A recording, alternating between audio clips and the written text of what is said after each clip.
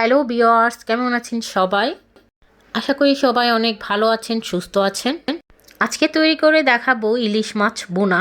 ইলিশ মাছ বোনা সবাই করতে পারেন, তবুও আমি যেভাবে রেসিপিটা তৈরি করি সেই রেসিপিটাই আপনাদের মাঝে শেয়ার করব। রান্না বিভিন্নভাবেই রান্না করা যায়, এক এক দেশের রান্না এক এক রকম, এক একজনে এক একভাবে রান্না করে খায়। তো আমি যেভাবে আদা রসুন ছাড়া রান্না করি সেটাই আপনাদের মাঝে আমি শেয়ার করব। ইলিশ মাছের মধ্যে আদা রসুন না দেওয়াটাই ভালো, তাহলে ইলিশ মাছের যে একটা ফ্লেভার সেই ফ্লেভারটা আপনারা সুন্দর পাবেন। আর যারা আদা রসুন ব্যবহার করেন সেটাও সুন্দর ফ্লেভার থাকে, কিন্তু যদি আপনি আদা রসুনটা না ব্যবহার করেন ইলিশ মাছে তাহলে কিন্তু আপনারা খেয়ে দেখবেন দু রকম রান্না হয়। যেটা আপনি আদা রসুন দিয়ে করবেন সেটাই একরকম টেস্ট, আর যেটা আদা রসুন ছাড়া করবেন সেটাই কিন্তু আরেক রকম টেস্ট। তো আমি আজকে আপনাদেরকে আদা রসুন ছাড়া ইলিশ মাছ ভুনা করে দেখাবো। তো সেই জন্য আমি কড়াইয়ে 3টা বড় বড় পেঁয়াজ কুচি করে সামান্য একটু তেল দিয়ে হালকা ভেজে নিয়েছি। এখন এখানে একটা টমেটো আর পরিমাণ মতো কাঁচামরিচ দিয়েছি। এখানে 4-5টা কাঁচামরিচ হবে, এগুলো কিন্তু ঝাল নাই। আপনারা যারা বেশি ঝাল খান তারা বেশি মরিচ বাড়িয়ে দিতে পারেন, কাঁচামরিচ।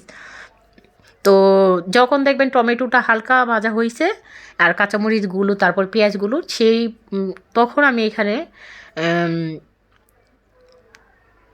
গুঁড়া মশলাগুলো দিয়ে দিলাম। হলুদের গুঁড়া, মরিচের গুঁড়া, ধনিয়ার গুঁড়া। এর বেশি মশলা আমি ব্যবহার করব না, কম মশলায় কিন্তু ইলিশ মাছ ভুনা করলে বেশি স্বাদ হয় খেতে। তো আমি সামান্য একটু পানি দিয়ে এখন মশলাটা কষিয়ে নিব।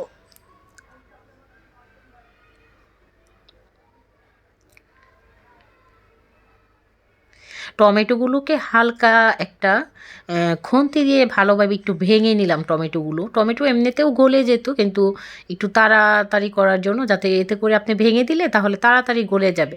তো যখন দেখবেন যে টমেটোগুলোর থেকে মানে হালকা পানি আছে, একদম পানিগুলো শুকায় গেছে, তেলটা উপরে ভেসে আসছে, তখন এখানে আমি যে ভেজে রেখেছিলাম মাছগুলো সেই মাছগুলো দিয়ে আবারও 1 মিনিট আমি ভেজে নিব সবগুলো একসাথে।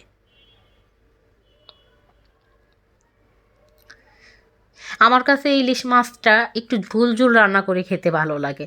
আর যারা একদম ঝোল ছাড়া মানে একদম মাখা মাখা খেতে চান আপনারা সেটাও করতে পারেন। ঝোলের পরিমাণটা আপনাদের ইচ্ছা, আপনারা যেভাবে খান সেভাবে দিয়ে রান্না করবেন। তো এই যে আমি এখানে ঝোলের পরিমাণটা তো দেখতেই পাচ্ছেন কতটুকু দিলাম।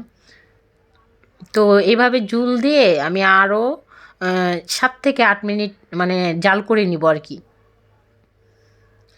যখন মাখা মাখা হয়ে চলে আসবে তখন আমি নামিয়ে নেব। গ্রেভিটা যখন একদম মাখা মাখা হয়ে যাবে তখন নামিয়ে নিব। তো নামানোর আগে অবশ্যই শীতের দিন যেহেতু ধনিয়া পাতা তো দিতেই হবে, তাই না?